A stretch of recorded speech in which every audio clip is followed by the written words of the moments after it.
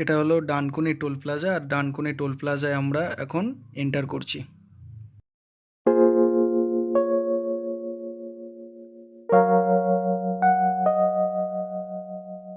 নমস্কার বন্ধুরা, এটি আমাদের চ্যানেলের প্রথম এবং নতুন ব্লগে আপনাকে স্বাগত। কোথায় যাচ্ছি টাইটেল বা থাম্বনেল দেখে তো আপনারা বুঝেই গেছেন। সো আজ আমরা যাচ্ছি তারাপীঠ।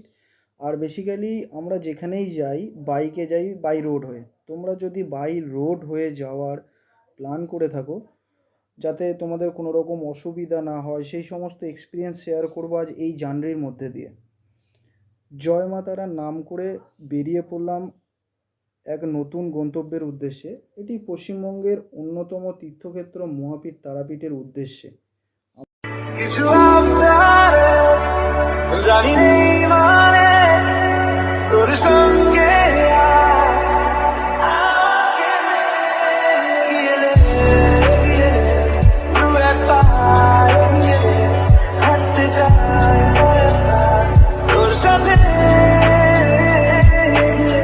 তো বন্ধুরা, এটা হচ্ছে আমাদের second toll plaza, Plassey toll plaza.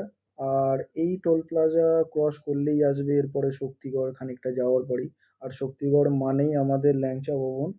Actually এই যে শক্তিগড়টা বিখ্যাত ল্যাংচা মহলের জন্যই। আর ল্যাংচা মহল থেকে বেসিক্যালি আমাদের মহানায়ক উত্তম কুমার এসে ল্যাংচা খেয়েছিল, তো সেই কারণেই এতটা পপুলার, এতটা ফেমাস ল্যাংচা মহলের ল্যাংচা। গুণগত মানে কোয়ালিটির দিক থেকে খুবই সুন্দর।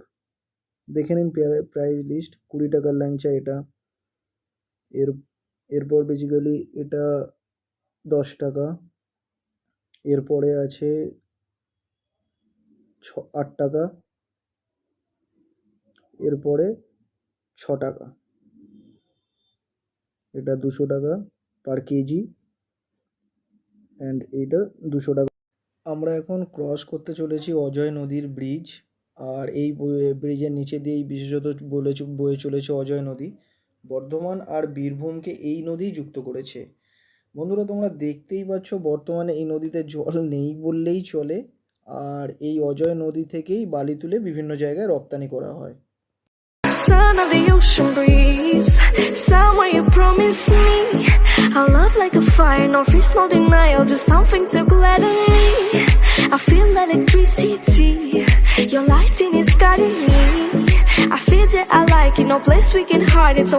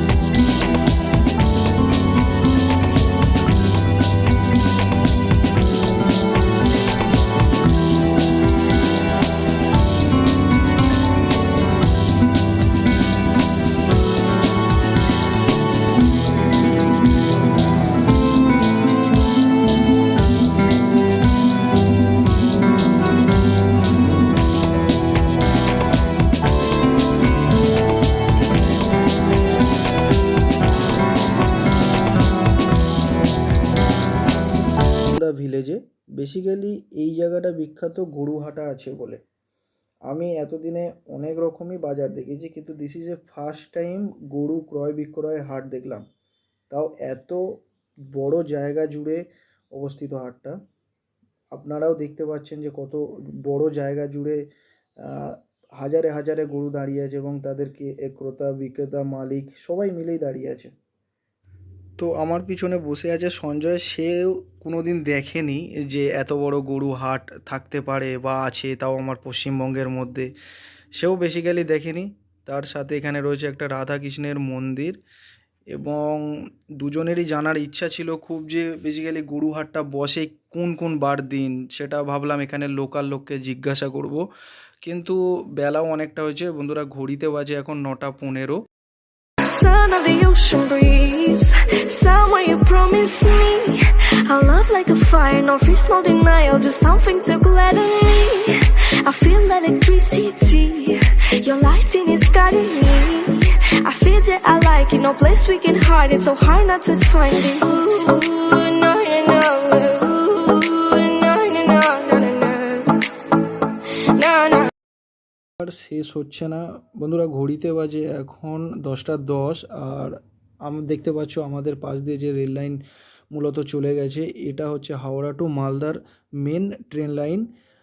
এটা সোজা চলে গেছে নিউ জলপাইগুড়ি অর্থাৎ এনজিপির উদ্দেশ্যে। এটা হলো ময়ূরাক্ষী নদী। নদী বললাম ঠিকই, কিন্তু তোমরা দেখতেই পাচ্ছ নদীতে কোনো জল নেই। তাও আমরা নদী পার হচ্ছি মূলত বর্ষাকালেই, তার মানে ধরে নিতে হবে এই নদীতে বলতে গেলে সারা বছর খুব বেশি একটা জল থাকে না, চড়া পড়ে থাকে। তোমরা দেখতে পাচ্ছ ওই যে ব্রিজটা আছে, ওটা ময়ূরাক্ষী ব্রিজ, ওটা মূলত ট্রেন লাইনের জন্যই তৈরি।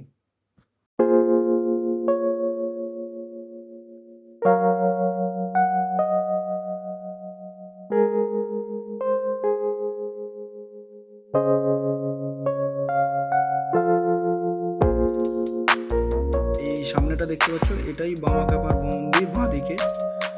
তো এখানেই পুজো হয়, এখানেই লোক তারাপীঠ থেকে ঘুরে সাইট সিন করতে আসে, পুজো দিতে আসে মূলত এইখানটাই। তো আমরা আর এখন দাঁড়াচ্ছি না, আমরা পুজো দিয়ে এসে বামাখ্যাপার মন্দিরে ঢুকবো।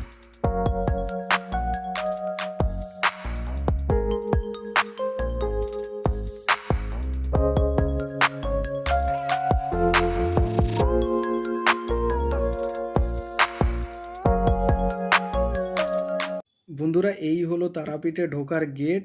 এটি সোজা 2 মিনিট গেলেই পড়বে তারা মা সরণি বা তারা মায়ের মন্দির।